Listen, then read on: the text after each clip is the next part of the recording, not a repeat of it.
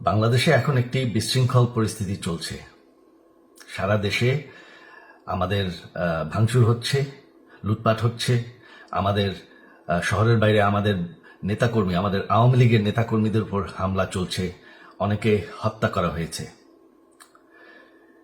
এই পরিস্থিতিতে আমি বলতে চাই, আওয়ামী লীগ হচ্ছে বাংলাদেশের সবথেকে পুরাতন গণতান্ত্রিক এবং সবথেকে বড় দল। আওয়ামী লীগ কিন্তু মরে যায়নি। আওয়ামী লীগ এই দেশকে, বাংলাদেশকে স্বাধীন করেছে। আওয়ামী লীগকে শেষ করা সম্ভব না।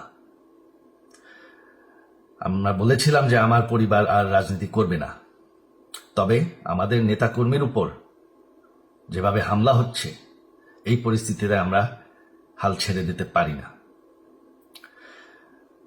বাংলাদেশে যদি গণতন্ত্র, নতুন বাংলাদেশ গড়ে তুলতে হয়, আওয়ামী লীগ ছাড়া সম্ভব না।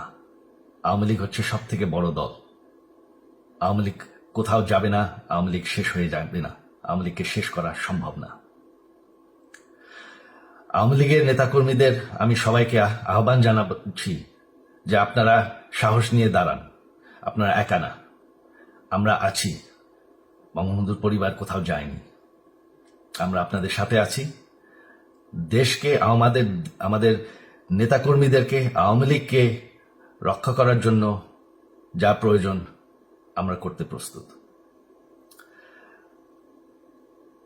এই যে আমাদের বর্তমান যারাই আছে ক্ষমতায়, তাদেরকে আমি বলবো যে আমরাও একটি গণতান্ত্রিক, শৃঙ্খল, নিরাপদ বাংলাদেশ চাই, জঙ্গিবাদ মুক্ত। তার জন্য আমরা সবার সাথে আলোচনা করতে প্রস্তুত।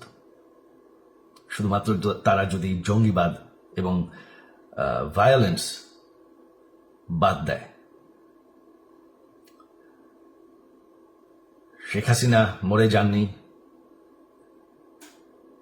আমরা কোথাও যাইনি।